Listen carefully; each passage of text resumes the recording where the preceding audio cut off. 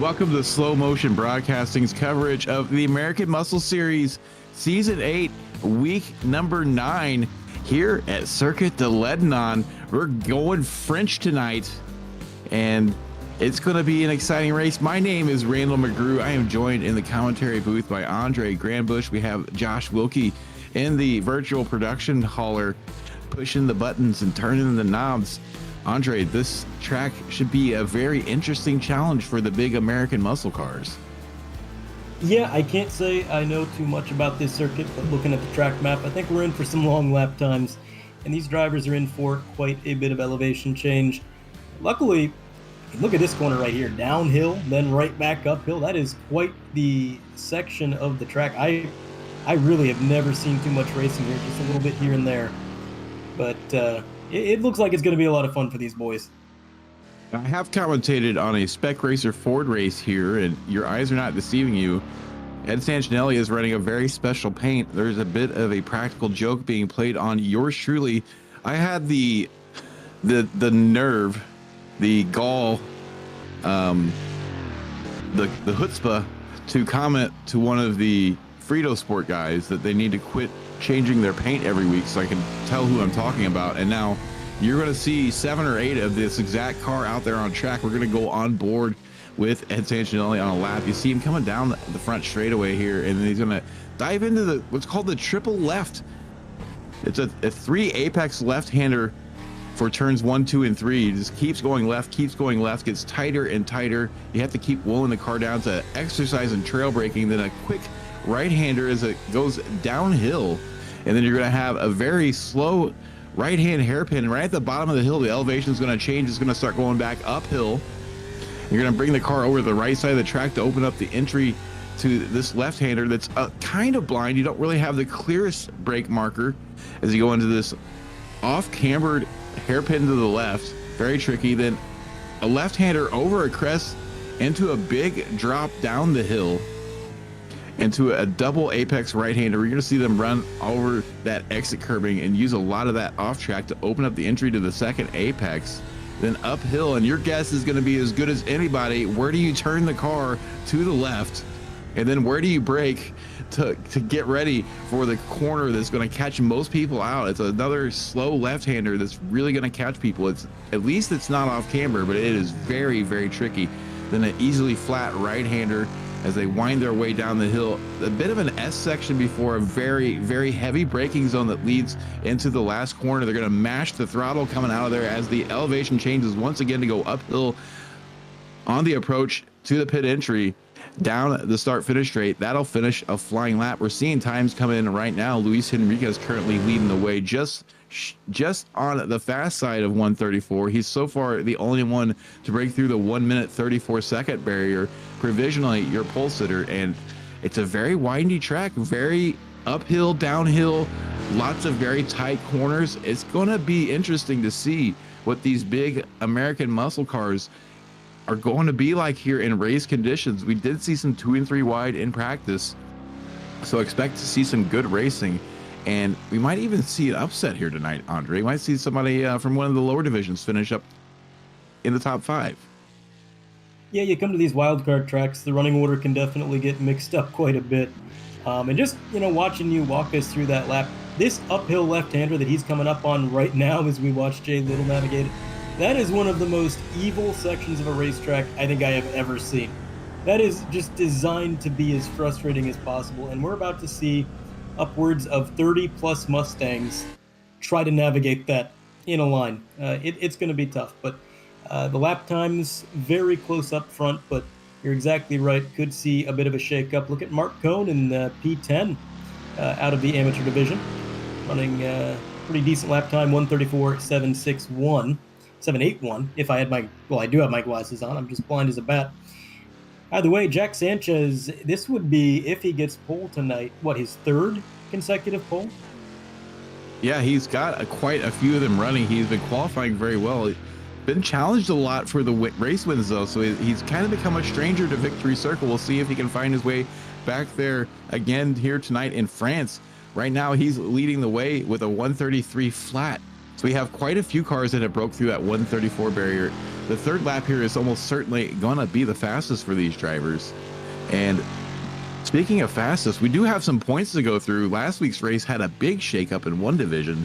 So we'll get those pro points pulled up here first, take you through the big boys, the fast boys, the big dogs. Everybody wants to be in the pro division, and it is a race. Absolutely. We have Jack Sanchez leading the way with 1 point shy of 300, then just 5 points behind him, Luis Henriquez. Luke Sudengay got his foot on the bottom step of that podium right now with 269 points, a pretty big gap up to the first two. So we'll see if he's able to close that gap up any at all. Then we jump over to the Challenger division, where we're going to see, I believe it's still the same person leading the way over there. Ryan Campbell on 278 points. Jeff Schnackles closed that gap up a little bit. He's up to 262 points. Charlie Hosey back there in third. Needs to have some really good finishes here if he wants to challenge for that Challenger Division Championship at all. But then let's go over to that Amateur Division. After last week's race, Freddie Weaver has really jumped up the board. He's only 18 points behind Dave Blair now. He was in third place before last week's race. He's moved himself up to second place with a 2-point gap over Tom Wint. So that Amateur Division, it's up for grabs. It is absolutely up for grabs. One good race can really change the landscape of the points board in the Amateur Division. So keep your eye on the cars with the red number plates, because that is going to be the ones that are going to probably have the biggest impact race to race. We're seeing yet another one of these Finney McFinger, Randall McGrew tribute cars in the form of Matt Thompson. Don't worry, there's only like 7 or 8 of them, so we won't be able to tell them apart. You won't be able to tell them apart. It's going to be a thing all night. I have noticed though, Andre, that those cars are just, for some reason, slightly louder than the rest of the cars. That might be a reason for that, but yeah, no, that one's identifiable at least. They got the purple rims, which I think the other ones did not. So at the very least, we know who Matt Thompson is at a glance, so probably not intentional. I don't think they were trying to do us the courtesy of making them distinguishable. I think they might have just forgotten. So either way, we'll see where it shakes out. It's kind of funny, going back to what we were talking about, Jack Sanchez is actually Luke Sudengay has taken the point on qualifying. We were talking about how Jack was always one of the best, if not the best, in race trim, but he didn't qualify that well. Well, he started qualifying on pole every week, and that's when he started not visiting victory lane so often. He might have done the old switcheroo there on us, Randall. Yeah, his pace hasn't really backed down in race conditions so much as everybody else, I think, has kind of caught up to where he was at. The first half of the season was really a story of Jack's dominance, but everybody else has kind of figured it out and is starting to reel him in. And so he's had a lot of challengers. We've had a lot of new winners and a lot of different winners this season. It's probably the most parity we've seen in any season of the American Muscle Series, as we watch Edgar Santinelli go for a bit of an excursion there in the Frankenstein machine. And one of his teammates, Chuck Labano, on track. He's currently sitting 17th on the leaderboard for qualifying. We'll see if he's able to improve. I suspect that he's probably already finished his 3 laps and is going to now try to get around to make one more stab at that pit entry. Pit entry here, pretty straightforward, but pit exit could be a little dodgy. Typically that line through the first corner is going to spin everybody pretty wide right into where the pit exit line is at. So there could be, some shenanigans that go on there with cars coming out of pit lane. It's something we're going to have to keep our eye on, Andre. Yeah, that's going to be difficult for them to navigate. I'm curious to see how that plays out. Obviously, being a road league, these guys never have the luxury of pitting under pace car conditions. They've always got to pit under green, which takes up the intensity. Then you come to a track that's laid out a little bit awkward, such as this one, and it's even more difficult. But qualifying is wrapped up here in this session. We'll see exactly what the final order is, where your favorite driver is going to be rolling off the grid tonight, heading into the race session. But I'll tell you what, Randall, this is going to be, I'm going to predict this is going to be one of the craziest first laps as far as passing that we've seen in a while. I think there's a lot of really good overtake zones in this track, and I think these drivers are going to utilize it. Absolutely. It could be an absolute barn burner. See somebody moving really through the traffic. I want you to pay attention to these lap times because there is a very, very tight pack of them. Luke Sudengate comes out with the pole with a 132.895, just 16 one-thousandths faster than Jack Sanchez, who's going to line up second place. Then 4/10ths back, Luis Henriquez is going to start in P3. Jeff Schnackle in the Challenger division qualified all the way up in fourth place. Chad Cisnowski going to start fifth. Neil Kipp in sixth place. Kevin Buckholz in seventh. Taco Phil Keck going to start in P8. Evan Hoopchak P9. Taylor Belant is going to round out your top 10. And looking outside the top 10, we got Andrew Bailing, P11, Matt Thompson in 12th. Number 108, Ryan Campbell going to be P13. 14th belongs to David Moore. Fabian Zweier going to be P15, and to his outside, you're going to find Mark Cohn in that 239. 34th car of Chuck Labano rolls off in the 17th position. Jay Bass going to be P18. 19 and 20 going to go to Matthew Gazenda and Charlie Hosey. 21st, fair warning, it's Mike Neekum. Brandon Brush going to line up next to him in 22nd. 23rd is going to be Brandon Smith. And looking to jump up the leaderboard, Aaron Bray is going to start 24th. Matt Malone, the full-time turkey, all the way back in 25th, an unusual qualifying session for him. Jeff Andrus going to start in a 26th position. 27th, Levi Powell. 28th, Sam Stoner. 29th, Mark Royce. 30th, David Finch. 31st, Fred Weaver. 32nd, Dave Blair. 33rd, Jay Little. 34th is the hot for teacher, Ed Sanchinelli. Tom Wendt is going to be a diver down in 35th. Jeff Besnard going to line up 36th. 37th, Joe Sacchetti. 38th, Sean Johnson. Scott Brooks in 39th. Eli Kloft in 40th. Stephen Price in 41st. And Daniel McConnell is going to start shotgun on the field in 42nd. We have about 25 seconds left. Andre, any final thoughts? My final thoughts are I did not expect 42 cars, so this is going to be quite the interesting beginning to this race. Full field of Mustangs here. This is going to be one for the record books.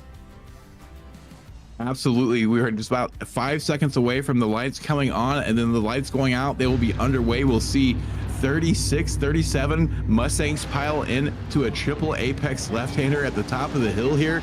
It's going to be exciting. Who's going to lead the way in there?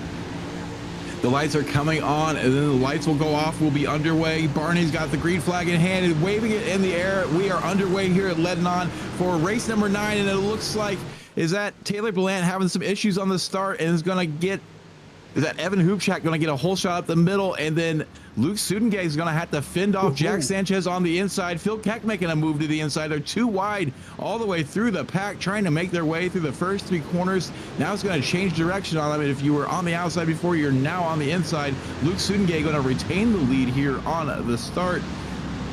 And look at him wind down into the hairpin for the first time on cold tires. Everybody tiptoeing through here, trying to make it so far so good. Lots of those Frankenstein paint jobs we're seeing there. Good luck telling them apart when they're that close together. It looks like the leaders have organized themselves a bit, but if you look further back, they're still too wide, trying to sort things out, battling for position.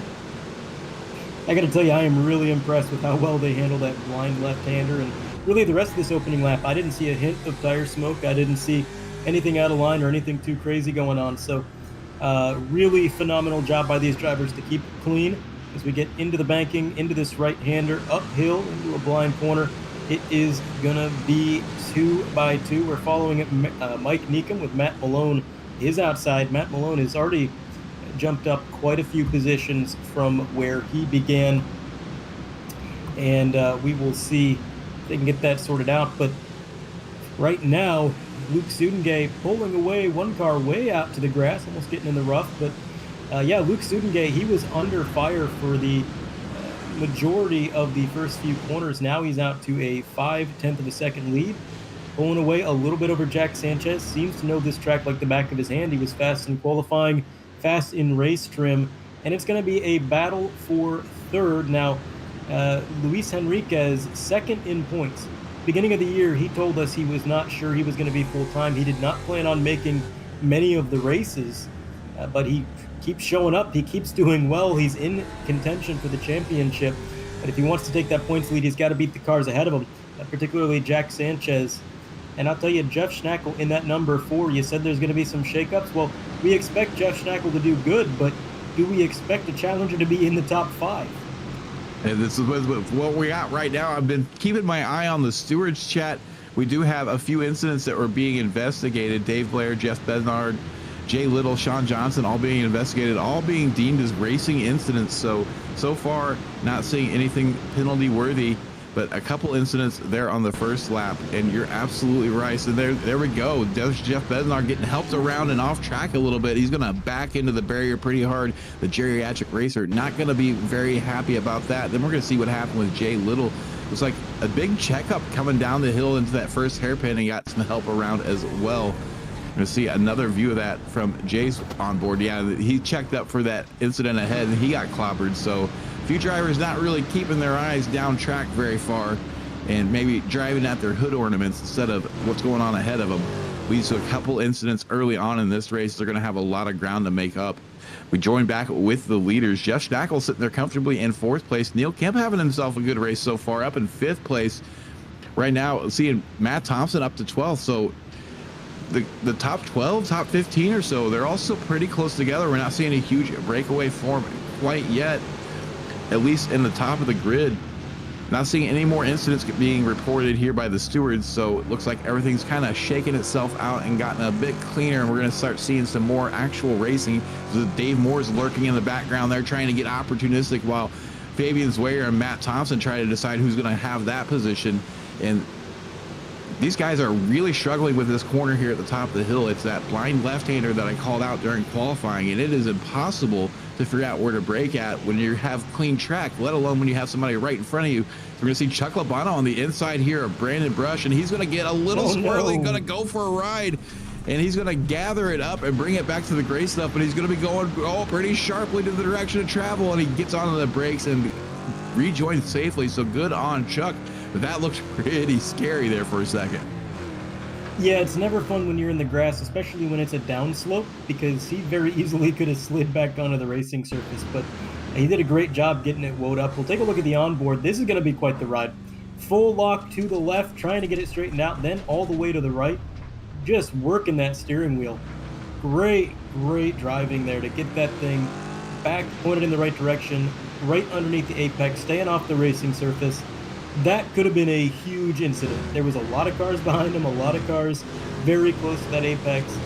His situational awareness was top tier, and we expect that from Chuck. Chuck is, I think, one of the cleanest drivers in this league. His situational awareness is something to be aspired after. I just hope that he wore his brown driving suit after watching that onboard, as we're seeing Dave Moore now trying to get his claws into Fabian's wear after Matt Thompson got around him. Looking to the inside here, this uphill approach to that blind corner, and he looks like he's much better on the braking than Fabian, so maybe he's going to catch him going into turn 1, though he seems to kind of lose the gap, or lose the gains that he got on braking by having to wait to get to the throttle. And he's got Kevin Buckles knocking on his back door, and that wasn't even the blind one. Sorry, that was the first big left-hander. Now they're approaching the blind one. We'll see if he's going to look to the inside once again. No, he's going to follow in Fabian's tire tracks there and kind of take the same line, maybe a little bit tighter on entry here. We'll see if he's able to get to the throttle any quicker, and he does get to the throttle a little bit better than Kevin Buckles does. But right now, that gap up to Fabian is still staying pretty static. He's going to have to get closer here in the last corner if he's going to have any shot at turn 1. Right now, oh no, Ryan Campbell is off the track. That's going to have huge point implications there in the Challenger division. We're going to take one more look at what happened there in the Frankenstein machine, and he just gets a little bit loose coming down the hill. Now, he ran a little bit wide of the apex there. There's probably a lot of that gravel on track, and it's very easy, and good luck figuring out which one of these guys is which, honestly. There's 5 of them in one camera shot. Randall. That's the second time we've watched you go off track, Randall. What are you doing out there? Yeah, I know. But that's the best part about this little prank, is I can't even be mad about it. It's such a good looking paint job. It is a good looking car. I do want to point out, he may not be leading the race, but Jack Sanchez is continually setting the fastest lap on the track. When I looked at the lap times a moment ago, he had the fastest lap with a 1:32.5, which was up 0.3 from Luke Soudengay. And then before I even got to make the point, he already improved that with a 1:32.4. So he is 0.4 faster than the next fastest lap in the entire race. Jack Sanchez is on the move. Unfortunately, getting to Luke Soudengay is going to be one thing. Passing him is going to be a whole other issue. Luke Soudengay is just one of those guys. You can't shake him. You can't intimidate him. You can't force him into an error. He runs his line. He hits his marks. And Jack Sanchez, sometimes I feel like he relies on that intimidation. He gets up in the mirror. He gets right up on somebody's bumper. He wants to force them into an error. And it's a valid tactic, but not everybody's as easily rattled. That's absolutely right. I will admit that I've often looked in that mirror and saw Jack Sanchez coming and trying very hard not to be intimidated, but definitely keeping in mind, like, he's going to go for a move. He's not afraid to pass you, and he's not afraid to race you close. So it definitely will play into the mind of the driver. Now, we did race this track in the preseason race a couple seasons ago, and I was racing against Luke Soudengay here, and I'm proud to tell you that I won that race, but it was not a big victory. He was right on my bumper the entire time. So Luke Soudengay definitely knows how to get it around this track pretty quickly. We're going to see Matthew Gazinda here running in 21st or possibly even 20th position. We're having some glitching here with our timing. It looks like Neil Kemp is having a lot of issues with blinking, kind of throwing off the tower every now and then. But it looks like Matthew Gazinda in 20th place. He's got Dave Finch right there on his rear bumper, trying to track down Aaron That Face Bray. We're going to start calling him Aaron That Paint Bray at this point. We're going to take a look here as he's going to the inside of somebody here, and maybe this is where he picked up a bit of that damage, possibly. Nope, just a clean pass. He's going to get that position in turn 2 and get very clear. I'm hearing that might be Brandon Smith that he got the move done on. Brandon ended up losing a couple spots here, 3 spots. Matt Malone third in line in that group right now. So they're trying to track down Aaron Bray. And right now he's carving his way. I thought I saw some damage on that car. I thought maybe he had picked up a little bit, but no, it's looking clean now. Aaron Bray in that wonderful paint job. He's got a big gap ahead of him to Brandon Brush. It's about 4.5 seconds. And he needs to close up. So we are seeing some groups here as we're starting to see a little bit of breakup. At the front, we got a pretty big breakaway. And despite his quick lap times, Jack Sanchez is slowly fading away from the rear bumper of Luke Soudengay. So Luke's able to pull off a bit of a lead here as we see Matt Malone looking punchy with Dave Finch. Is he going to be able to get this done? Not quite yet, but this group is definitely closing in on Aaron Bray. But Dave Finch is also all over the rear. We're going to see them go for it. Malone going to send the absolute dive bomb. Going to go for the 2-for-1 special here. He's going to get at least Dave Finch done. We'll see if he's able to get Gazinda coming through this left-hander. He's going to have the outside line, but it's going to set him up on the inside if he's able to stay alongside, and he is not. Gazinda pulls a bit of a slider on him, covers that off so he can go defensive here in the 2 right-handers that follow. And this is going to be very tricky to get around him at this point. You might be able to set something up for this blind left-hander coming up, but oh, Gazinda runs wide. Here goes Matt Malone. He hits his mark. He's going to have a huge run out of this corner. He's probably going to get this position. We still don't see Gazinda's car next. Where'd he go? He disappeared. Oh, there he is. So he headed back out really big. So Malone is able to get that spot. Dave Finch also able to get a spot that's going to shuffle back Gazinda to 22nd position. So he was closing the gap, and now that gap's opened up a little bit more. Matt Malone now leading this group. We're going to take another look at this pass. Andre, talk us through it. Yeah, so you got Matt Malone up on the high side, David Finch behind. And then right here, a little bit of contact, running him up high. They're going to get single file. Matt Malone going to be the meat in the sandwich here, but he's got a huge run. He's going to get to the outside. Run is blocked once again, has to get on the brakes.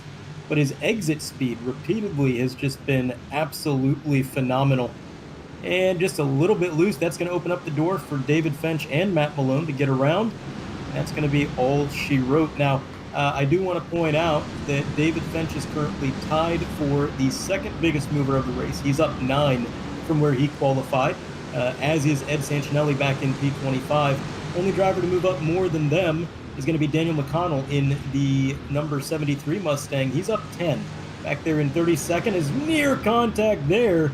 David Moore Better thank his lucky stars to be alive. That was a huge send from the car behind. Somehow he's able to get out of there. Up 10 spots is pretty good. He's still back there in 32nd. He started very last on the field at 42nd. So a lot of movement there. 42 cars on this track is wild to think about trying to navigate, especially with some of that first lap mayhem that we saw there in the mid pack. Neil Kemp going wide here, and now he's going to be very, very tender getting back onto the track because he's coming back into a absolutely massive pack of cars that are going to have a huge run on him. He's going to be bringing a handful of that gravel with him, and he's going to lose all kinds of spots here before he gets to turn one. He's going to slot in behind Andrew Bailing back in 10th place. He was kind of leading the way here in this group, and we're just going to see him get that last corner. He just comes in a little bit hot, does a good job of keeping it pointed in the right direction. But Evan Hubchak, his eyes had to be as big as tea saucers at that point, seeing that car coming back on track the way he was. Neil Kemp manages to wrangle it, pull it back in the line, loses a handful of spots. He's going to have some ground to make up here. I think he was in 5th place whenever that happened, so shuffling back 5 spots. Taylor Blant, last week's winner, sitting quietly in 8th place, having a good top 10 run. He's going to try to get his way back to winner's circle this season. It doesn't look like it's going to happen today, but he's still looking pretty racy right there behind Taco Phil Keck. Yeah, Taco Phil has not been running as many races this year as we're used to seeing him. So when he does show up, we're happy to see that Taco Bell machine on track, and even happier to see that 88 doing pretty well up there inside the top 10, having a great run. Lap time's very competitive as well. If I can scroll up to him, he has a best lap of 133.7, so he's in the 133 bracket. Currently running lap times perfectly on par, actually faster than the next 2 cars in line. So Taco Phil looking to have a good points night. Speaking of running fast laps, going back and forth is Luke Sudengay and Jack Sanchez. The gap was up to a second. It is now down to about half a second on the high end of that. And it seems like Jack Sanchez is now just taking out half a tenth here, half a tenth there, little by little reeling him in. I think he's done a little bit of a better job conserving his tires, because for the first portion of this race, Sudengay was routinely pulling away. When Jack Sanchez was not on a heater, just on average pace, Luke Sudengay was driving away. Not the case anymore, and they are closing in now. Luis Henriquez, this is uncharacteristic of him. He is 6 seconds back. It is a 2-car breakaway at the front, something we've not seen hardly all year. Luke Sudengay leading the way, big lead, but then Jeff Shackle, Luis Henriquez, not far from one another. It's a all-out brawl for that 3rd step on the podium. Yeah, we're currently serving lap 10 of what looks to be a 25 or 26 lap race. We'll have to wait until the pit cycle goes through to get an accurate reading on that. I suspect it'll be 26 laps. We see Dave Finch making a move on Aaron Bray. They've closed that gap up, and now Dave Finch is going to try to get it done in the double right-hander. He is going to get it done, so Dave Finch puts one down in the form of Aaron Bray. We saw 2 cars come into the pit lane last lap in the forms of Matt Thompson and Mark Cohn. So they're the first drivers to come in for service. Pit window opens at about the 18-minute mark and will run all the way until about the 30-minute mark. So pit window is open. I suspect most of the drivers will try to run it out just a little bit longer. We might see some drivers like Matt Thompson did try to pit out of traffic and maybe get the undercut. They will have the inside line when it comes to racing somebody that's coming off pit lane. We saw somebody else dip into pit lane, and Matthew Gazinda is going to drop into pit lane here on the end of lap 10 as they come around to start lap 11. Not many others coming in for service this early, though, so this might be a good move for him to get him out of some traffic. He might find himself mired in some more traffic, possibly even slower traffic, but he is going to lose a lot of spots as most of the rest of the field is going to go by before he finishes his service. Fabian Zweyer running up in 10th place now, just got around Neil Kemp this lap, so he's got 1 spot. There's a big gap ahead of him, about 2 seconds up to Andrew Bailing, so they're going to have to get their nose down, work together maybe a little bit here. We're going to see this move. Looks like it was in turns 1, 2, and 3, and Fabian just has the inside line here, and it's the inevitable, really. Once you have the inside line with 3 apexes ahead of you, it's pretty much a sealed deal as long as you can hold the speed there. And he was able to get that move done. We're seeing a lot of battling up here It's Chad Sosnowski, Taylor Ballant, Evan Hubchak, all kind of Dyson, Taco Phil Keck, and Andrew Bailing sitting back there kind of just watching right now, though they're going to slowly be falling back into the clutches of Neil Kip, Dave Moore, Kevin Buckles, and Fabian Swear back there behind them. It looked like maybe nobody did go into the pits behind them. I thought I saw somebody dip out, and I was mistaken. As they're coming into turn one, Andrew Bailing is going to have a good look at everybody's lines. Now, this is a bit of an advantageous situation here for Andrew, because he can study 4 drivers at once, figure out where they're fast, where they're slow, and maybe set up some moves on them later in the race. But it's got to try your patience in a spot like this, Andre, because you may be doing some fuel saving, but it's hard to get a good representative lap time when you're stuck in this much traffic. Yeah, obviously when you're marred in traffic, you're not going to be running at full race pace. Hard to get an idea of where you're going to shake out in open air, but that is the nature of the beast. You're an AMS. It is not uncommon to go the whole race without getting a clean lap, without getting open air in front of you, where you can really just run off a qualifying time. Because there is so many cars and the competition is so close as far as skill is concerned. Situations like this where you're just, stuck in a train right behind somebody, they're very common. As it looks like a move is going to be made. Andrew Bailing, a little bit of a bump to the rear bumper of Taco Phil. It's going to get him on the inside. A little bit of contact there. Just some gentle pushing, a little respectful nudge back and forth. But I think it is going to be Bailing with the advantage here. Taco Phil going to lose 2 positions as Wire slips on through as well in that 55 machine. But Taco Phil going to fight back for it. He's not giving up. He got a good run out of that corner. He actually may have the advantage here down into turn 1. He's going to have to outbrake his way here on the inside, but it should be pretty easily done. He's going to have the nose ahead by the time they get to the first apex, and it should be a done deal here. Sawayer's going to have a lot of trouble keeping that momentum up on the outside, and he's going to have to back out, as it looks like Phil ran a bit deep there just to make sure that the move was complete before they got to that third apex. Going to close it off.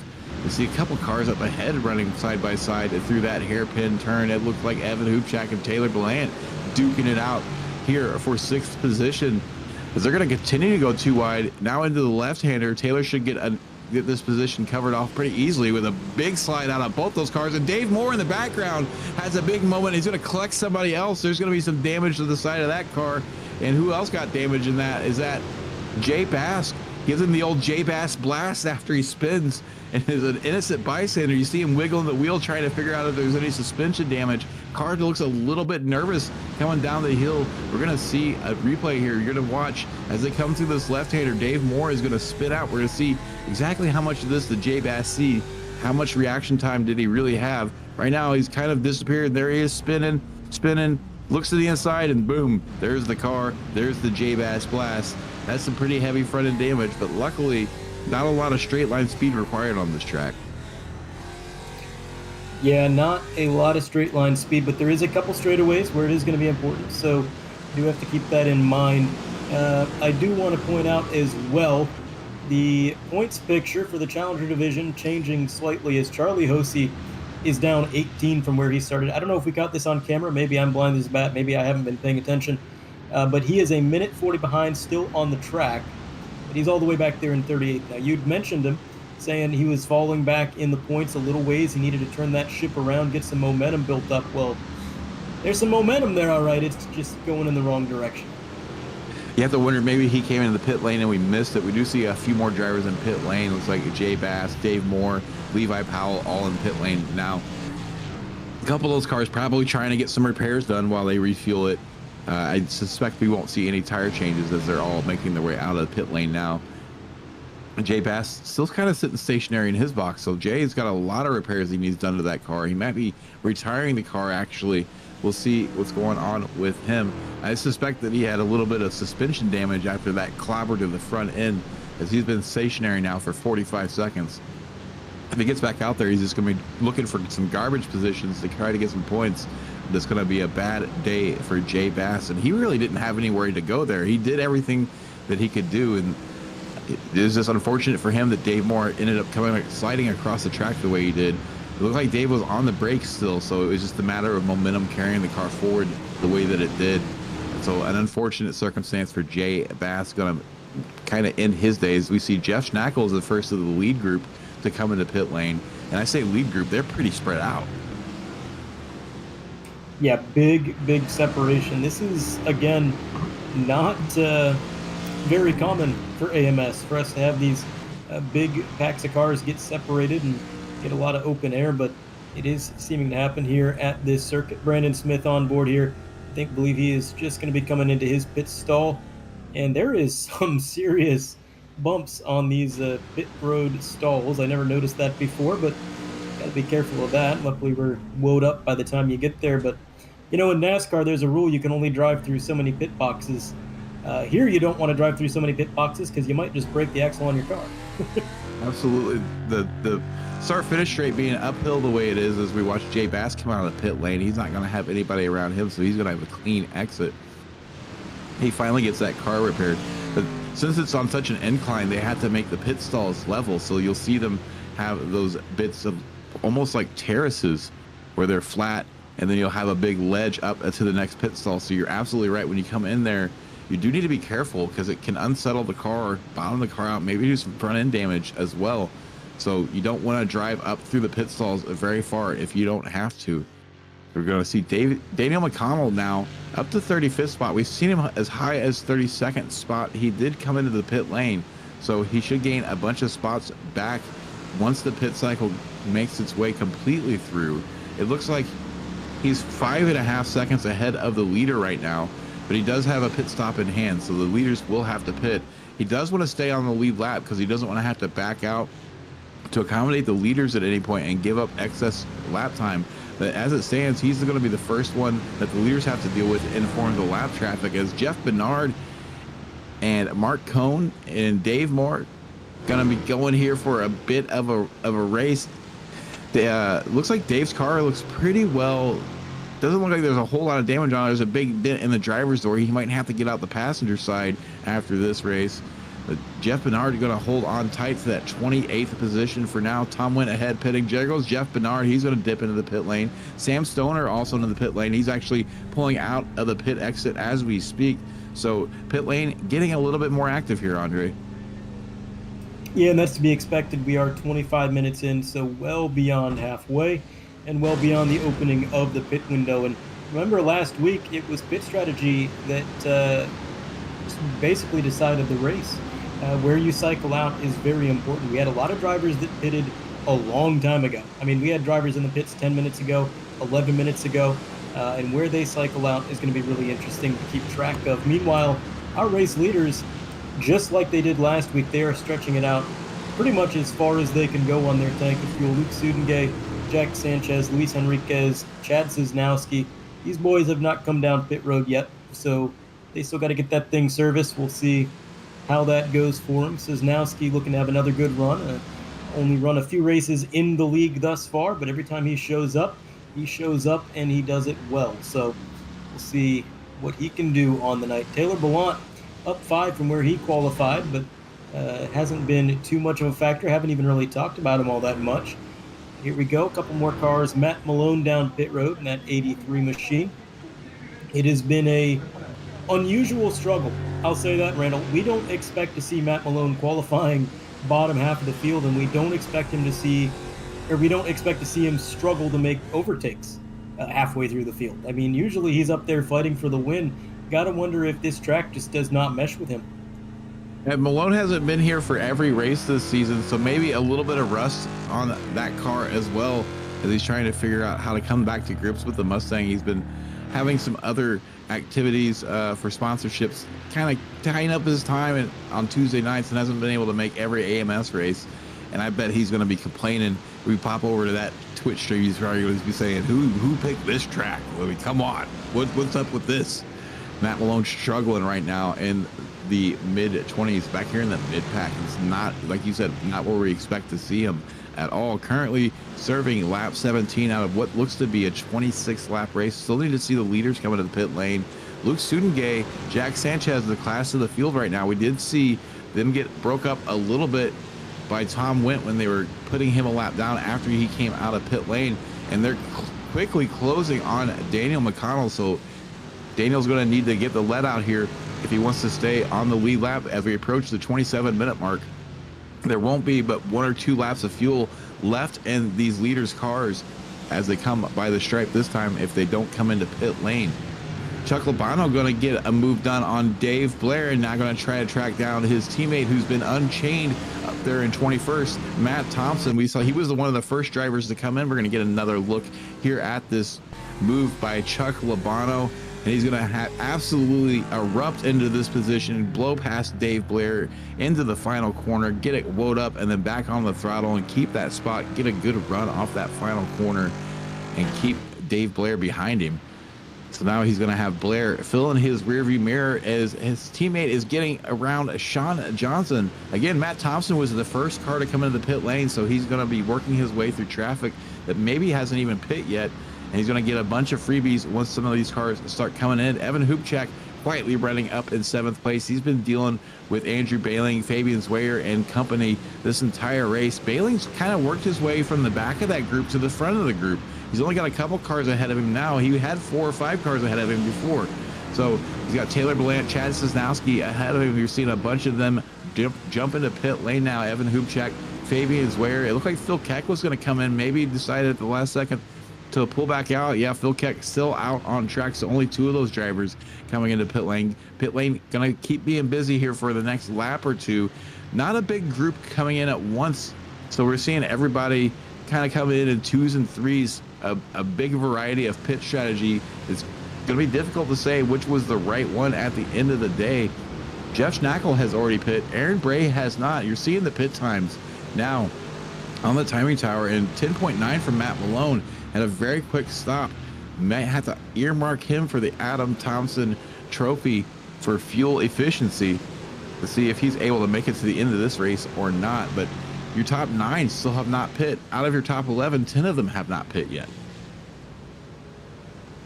Yeah, it's really interesting. I mean, we've seen them stretch it quite a ways, but we're getting close to only 10 minutes remaining, so they're going to be running this thing dry. They're wanting to take as little fuel as possible so that their pit stop can be as quick as possible, I believe is the mentality there, and I doubt anybody's going to be taking any tires.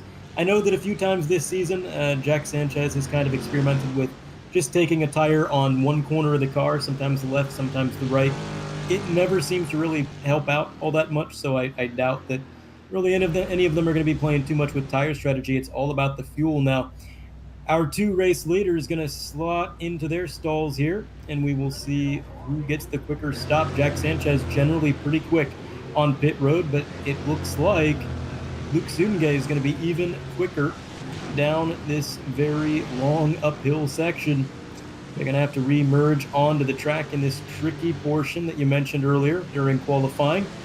And away they go. A little bit of traffic for Sudengay. That might be a blessing in disguise for Sanchez to keep up the pace. Again, very close lap times. These 2 have been the class of the field, running the best laps over and over and over again, pulling away from 3rd place in an uncharacteristic show of separation. A few more cars making their way out. Here comes Taco Phil, getting that car back onto the track as well. But Taylor Belant going to take it past the 30-minute mark. He's still on the track. Andrew Bailing still on the track as well. But I believe it'll be this time that they do come in. Here's Eli Cloft in the 242. Not too many drivers now. As everything is starting to sort out, let's go ahead and let me look at the running order and see where is Charlie Hosey after everything is cycled out. He's still back in 33rd, so I think his issues go beyond having come down pit road early. Randall, something must have happened on track because he's down 13. His lap time's not the best, even before all of this. So something going on there with that car. Yeah, and Jeff Schnackle provisionally going to be fighting for 3rd place. Actually just lost the spot to Luis Enriquez, so he'll be back. Looks like 4th place. Maybe Taylor Belant, Andrew Bailing will come out in that race with those 2. We'll see how quickly they're able to get out of the pit stall. But they're both in the pit lane now. Luke Sudengay should regain the lead. There he is coming down the front straightaway here. Anytime there he is as he pops over the hill with Jack Sanchez chasing behind him.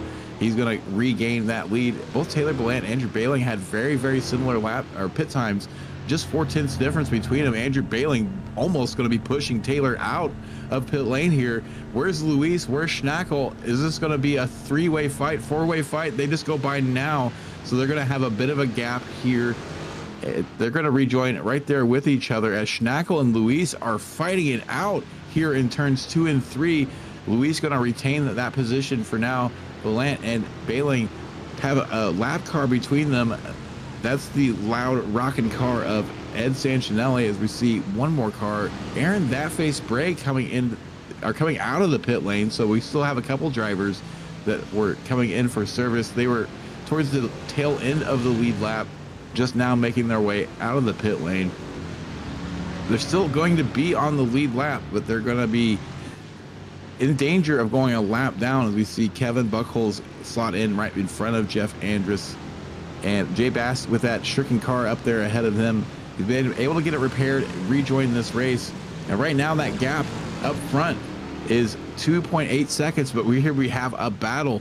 Jeff Schnackle is not going to go down without a fight. He wants to stand on the podium. He's going to get the inside move there on Luis Henriquez. But he's not going to be able to completely cover it off there. He finally does. I thought Luis was still going to have a nose alongside of him. Luis maybe backed out a little bit to facilitate that because it could have gotten ugly very quickly. Luis is going to have a big slide coming through that final corner. It's going to kill his momentum. So Schnackle going to drive away a little bit, but we have just about 6.5 minutes left. It looks like it is going to be a 26 lap race. They are not going to have many more laps as we're going to see what happened here with Jeff Bernard. So into this tricky left-hander, gets a little bit sideways, but he does gather it up down the straightaway. Now remind you, he's already pitted once. Oh no. Oh my goodness. That looks like possibly a hardware failure. I'm not exactly sure what happened there. Maybe Jeff had a stroke. He's coming out of the final corner. It's a big slide. I suspect maybe his wife distracted him for a moment, and the next thing you know, he's pointing right at the tire barrier, and that's a big hit. Yeah, that kind of screams that maybe he forgot what corner it was. Because, I mean, he never stopped working the wheel. It wasn't like the wheel just disconnected or he just kind of misjudged the angle. That was pretty extreme. That is not how he wanted his race to end. He was having a pretty decent battle. Now that is going to come to a close. That may be terminal damage as he is now going to go a lap down. He did take the tow to pit road. If he does not come back out on track, that'll be the third retirement of the night. Ryan Campbell, Jay Little, the other two who have called it quits.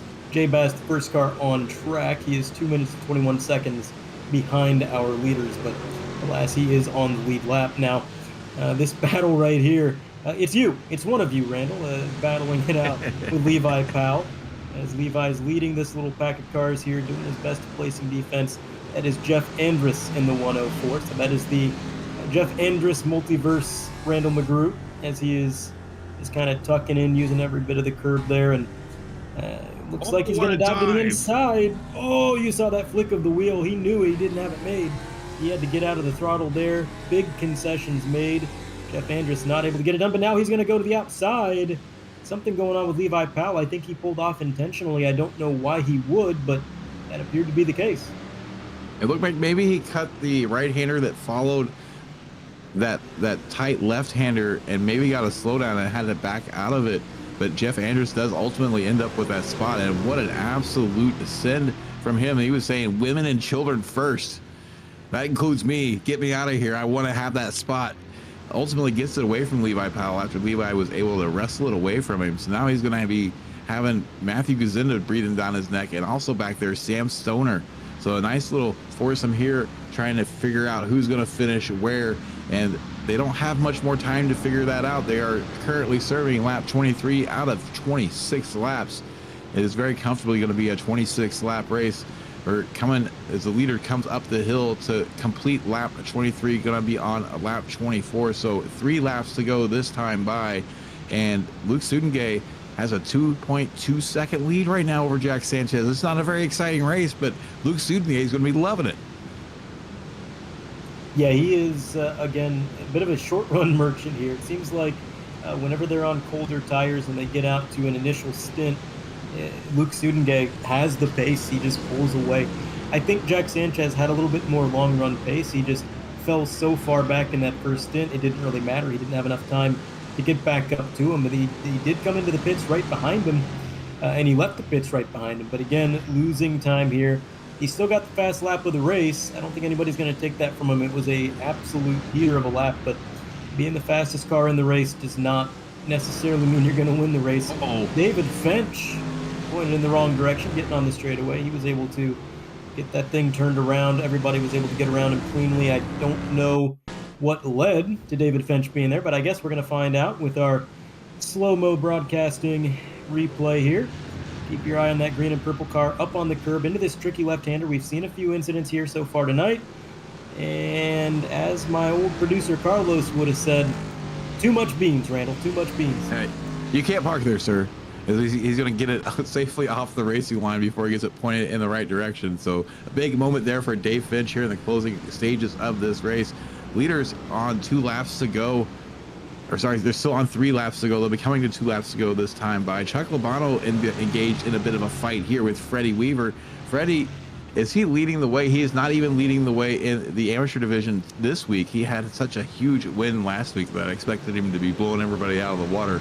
Mark Cohn currently leading in the amateur division. Jeff Schnackle up to 3rd place overall, leading the challenger division. We haven't really talked about the other division leaders yet, but see Mark Cohn having very quietly, Mark Cohn is having a phenomenal race in the amateur division. And I think that's the key to having a good race in the amateur division, is to not show up on the broadcast a lot. That car looks absolutely pristine like it did when the green flag flew, and he's kept it clean this entire time. Yeah, it's been a good recovery there, keeping it clean and just doing what he can to really salvage a points day out of what has been a very eventful race for a lot of drivers. We've seen some single car spins. We've seen a little bit of rough housing, bumper to bumper contact left and right. Here's Levi Powell, who, like you pointed out, may have had that slowdown, and that broke him away from that pack ahead, which is a shame because I think he was one of the fastest cars in that pack. But he had to give up a few positions, dropped outside of the top 20. Now here he is trying to get what he can back. I don't know how the sim's going to look at that corner right there from the car ahead of him. Samuel Stoner had all 4 tires on the other side of the curb, but iRacing does not always determine that that's going to be a corner cut. I don't think they did. He's able to keep the momentum, and it looks like they're going to go into this corner. Bumper to bumper, Levi Powell to the inside, and a little bit sideways. That's going to put them not quite side by side going into the corner. Advantage goes to Stoner, but he's going to lose that advantage because a huge run out of the corner goes to Powell. And he is clear and away, but he's in a tricky portion of the track. He's going to be headed into that uphill left-hander we've talked about time and time again, and Stoner is not letting him drive away with it. He is fighting back. He closed right back into the rear wing of Levi Powell. And this is what you have, man. In AMS, it doesn't matter if it's for first, doesn't matter if it's for 20th. They are going to race for every point. And these guys are not just going to roll over. But speaking of racing for every point, we are on the final lap of the race, and Luke Sudengay, I don't think I remember the last time I've watched an AMS race where there was no pressure for the leader on the final lap. I mean, 3-second advantage. He could take it easy, take a bit of a victory lap here, as long as he doesn't make a mistake, as long as he's got enough fuel. And speaking of fuel, Randall, I gotta wonder if that's why Jack Sanchez has fallen back a ways. Did he under fuel and have to back off the pace just a tick? Because again, in that first stint, he was toe for toe right there with Luke Sudengay, and in this stint, not so much. We see there's a bit of damage there on Jack Sanchez's car. We didn't see it happen live, so I'm not exactly sure what happened, but I think that probably played a big role in this gap, and it's up to 4.4 seconds, so you might be right. Jack Sanchez maybe having to save some fuel. We see Luke Sudengay going to move left and right across the front straightaways. He's going to come home with his 2nd win of the season. Jack Sanchez going to finish in 2nd. Is Jeff Schnackle going to be able to hold off Luis Henriquez for 3rd? Yes, he is. Jeff Schnackle's going to cross the line in 3rd place. 4th place, Luis Henriquez. And look there, in P5, Taylor Ballant was able to close that gap up. If this had been a 45-minute race, I think Taylor Ballant would have been challenging for that overall podium by the end of it. But unfortunately for him, just ran out of time We got our eyes on Mark Cohn right now. He's behind Matt Malone and Dave Moore coming through that final corner. That pristine Mustang going to make his way up the hill for the final time in this race. Going to come home 16th place overall, but in first position in the amateur division. So Mark Cohn gets his second win in the amateur division since joining the American Muscle Series. So repeat winners in all three divisions, and a very unique race for American Muscle Series. We didn't see a lot of close battling for these wins, especially up front. It almost looked like an Aeronam race. If I hate to bring that up. He used to smoke everybody all the time. Luke Sudengay had something figured out. Jack Sanchez was right there with him for most of the race. It was only in the last 5 laps or so that gap really opened up as big as it did. So you had to suspect maybe Jack Sanchez got involved in a little bit of trouble with some lap traffic and got some damage, and that's what caused that gap to form. And I think you may be right as well, Andre. I think he was having to do a little bit of fuel saving there at the end in order to make it home under his own power. But that's going to put a wrap on round 9 here. We're going to wait for those official results to roll in. A unique challenge for the Mustangs here in France, Andre, but it was still a pretty good race. I mean, we did still see a lot of battling for position the entire 40 minutes, just not a one up front. Yeah, there was a lot of good battles all throughout the field. And, our producer Joshua always does a great job every single week finding those battles, putting them on screen. So we might not have had a huge barn burner for the lead, but we had great racing to watch nonetheless. And it was a dominating performance for... Look at them. Yeah, there they all are.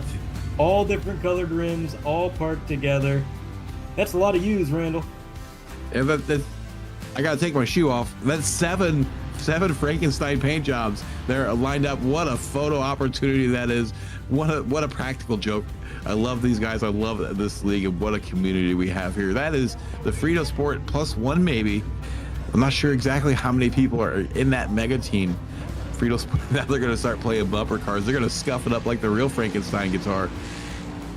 And they're going to see some donuts, but what a race we've had here today. We'll try to get those official results pulled up and talk about who won this race, and then get on to some interviews as we see the Frankenstein cars making a big show of things now that they know they're on camera. Luke Sudengay comes home with his second win of the season here. It wasn't luck this time. It was pure pace. Luke Sudengay with a 5.5 second margin of victory over Jack Sanchez. Jeff Schnackle going to come home third overall. First place in the Challenger division. Luis Henriquez in fourth.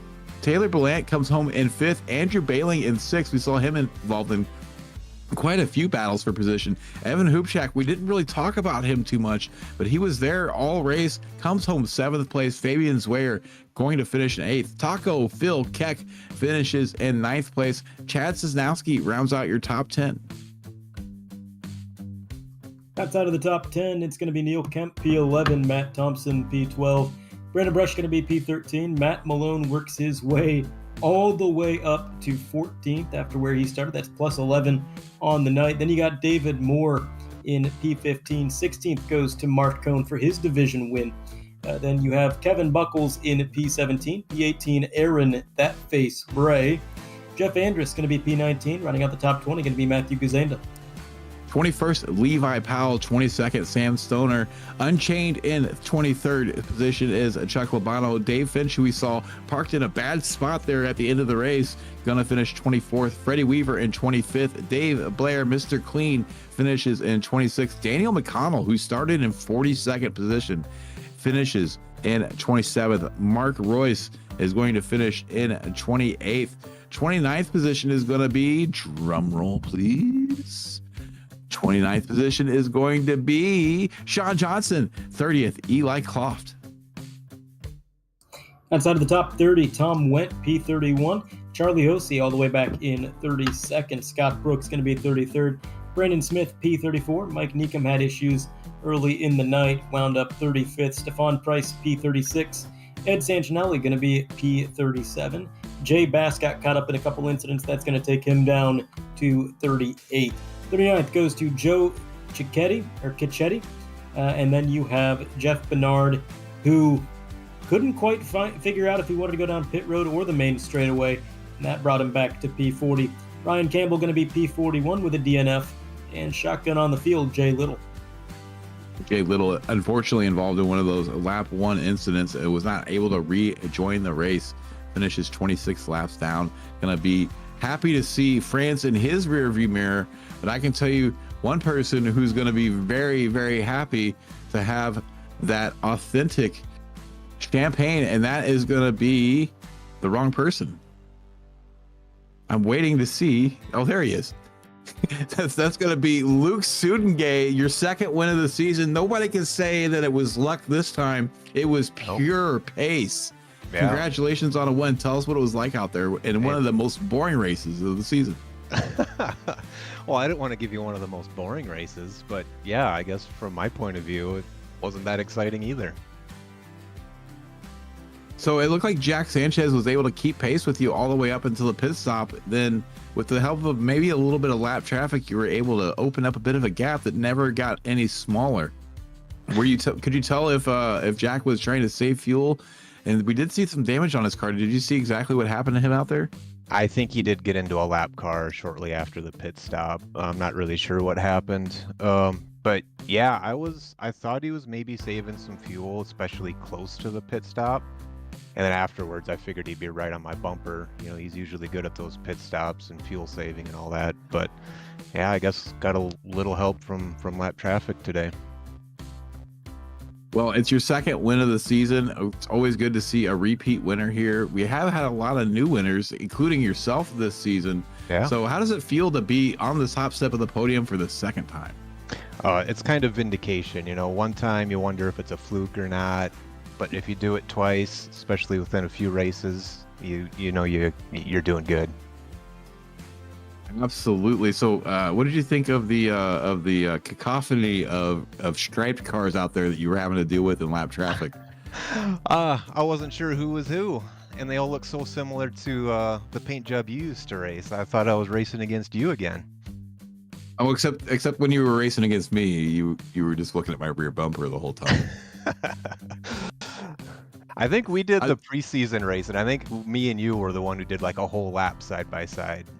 Yeah, that did happen. Be a good track. That's accurate. Yeah, that's an accurate description of that race. Well, before we let you go celebrate your second win, is there anybody you'd like to thank or shout out? Family, like always, and in this league, you know, we've had a few comments about people in other leagues, coming from other leagues, saying how great the camaraderie is, and it is just a great group of guys just sharing a love for racing. So shout out to the league. Absolutely. Well, congratulations once again, and maybe we'll get to talk to you for a third time this season. Let's hope so. Thanks, Randall. That was your overall and Pro Division winner, Luke Sudengay. And Andre, who did you manage to track down? Well, I believe we have tracked down the Challenger winner, Jeff Schnackle. And there he is, Mr. Schnackle. You got a copy? Yeah, good evening, guys. How's it going? It's going pretty good, but yet another podium on the year. Man, you were flying out there, just dusting the rest of the competition. Car looked like it was on rails, but I mean, how did it feel? Yeah, no, car felt great. Track was definitely a bit slidey, so just had to be super, super careful in those hard braking zones and getting back on the throttle on corner exits. But yeah, no, overall the car felt great. Now that podium did not come easy. Luis Enriquez was not going to roll over and hand you that position. He made you fight for it. You guys were side by side for quite a while. You spent a lot of time near each other on the track. How was that battle from your perspective? Oh, it was great racing. Yeah, I love driving with Luis whenever we get the chance on track. Yeah, it was definitely a hard-fought battle. I ended up undercutting him. I took a front right tire, which actually ended up playing out in my advantage. I think I was like 1.5 seconds behind him, and then after he pit, we were basically coming out into turn one there, neck and neck. So the undercut definitely worked, but yeah, it was a great battle on track. A lot of fun. That it was, and I got to ask you about this circuit since you seem to have it figured out. What was your favorite part of this track, and what would you say is the most challenging part? Ooh, most challenging, honestly, probably is the triple left to start out with, turn 1, 2, and 3. It's hard to pick your apexes if you're not looking ahead, and then getting a good exit off of turn 3 going down the hill. So I think that's definitely the most challenging. Probably favorite, I like the last turn, just kind of hucking it in to that super sharp left going up the hill to the main straight. That's probably one of my favorite corners. Say that is some good choices there. That last corner was fun to watch. You guys, every time you gave us a heart attack thinking somebody was going to spin out through there, but somehow you managed it. Well, congratulations on the podium. Before we let you go, is there any shout outs you'd like to make? Yeah, no, I'd have to shout out my co-pilot again, same as last week. He's by my side again this week and definitely drove me to get that pony of my dog. Well, you got to keep him next week as well because he seems to be the good luck charm. But again, thank you for your time. Congrats on your podium. We'll see you next week. Thanks, guys. Have a good night. All right, that is going to be the Challenger winner out of the booth, and I believe Randall has caught up with the highest amateur finisher by quite a big margin, Mark Cohn. That's right, Mark Cohn. We didn't talk about you much during the broadcast. You were very, very quietly having one of the cleanest races out there. We did make a note just how pristine the paint job was on that Mustang still. Tell us what it was like out there for you, trying to keep it clean in all that traffic. This track, I don't know how I only got 1X, because there's that one left-hander, literally probably the blindest corner I've ever seen in sim racing. I was just hoping I'd make it every time, and somehow I had 1X, one slowdown that was my own doing, and we pulled it off. It wasn't easy. I really thought Dave Blair was going to make it the whole way on fuel, and Freddie Weaver I thought really had the pace on me, but qualifying I just guess didn't work for him, but it was not easy. I'm still in disbelief this even happened. So how much do you credit your good finish to just keeping the nose clean in that race? Definitely a lot of it. There were a few times I could have thrown it away, and thankfully I didn't. It just, you had to keep the car on the track, and I was lucky enough to be able to do so. Well, congratulations on yet another win in the amateur division. Before we let you go, is there anybody you'd like to thank or shout out? Yeah, of course, all you guys at AMS. I'm thrilled to be a part of this league. Did not anticipate any of this. Slow Motion Broadcasting, you guys are awesome. My personal sponsors, Sim Gaming Expo, September, Chicago. Check it out. DeWars Candies and Fine Chews, Sim Racing Studio, Yaza Sandwiches and more. Nizumi Studios, Sam Maxwell Customs, and my friends and family that have made this all possible for me, and some other guys, Matt Wagner, Mark Murphy. Love you guys. You've supported me through thick and thin. And last but not least, Charlie Osei, who helped me a lot this week in getting this pace. Absolutely. Well, congratulations on your second win here in AMS. And I have a sneaky suspicion, Mark, we're going to see you in that Challenger division next season.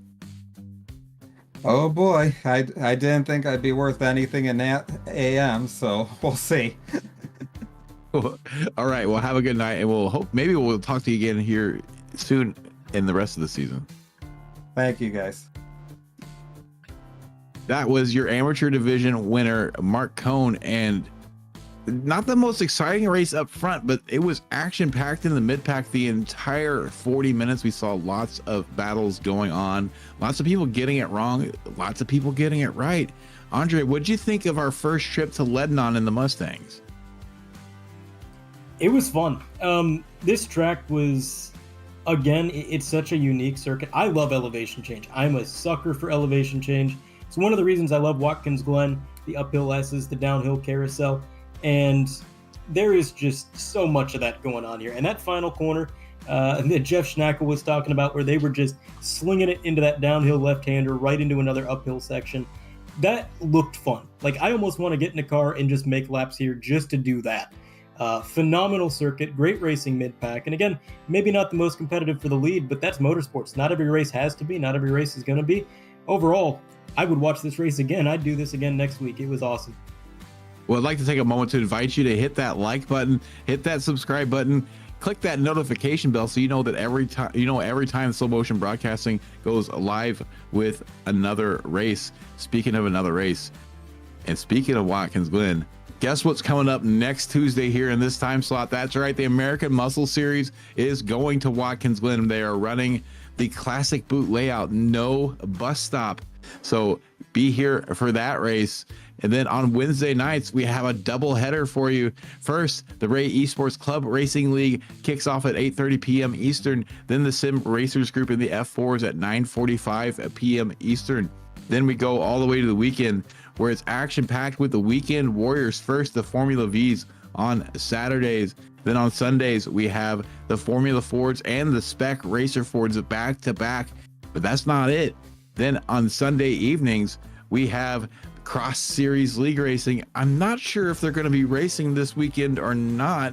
I believe they are, but congratulations to the owner of that league, one Adam Thompson, whose wife just had their first child yesterday. Congratulations, Adam, and welcome to this world, baby Thompson.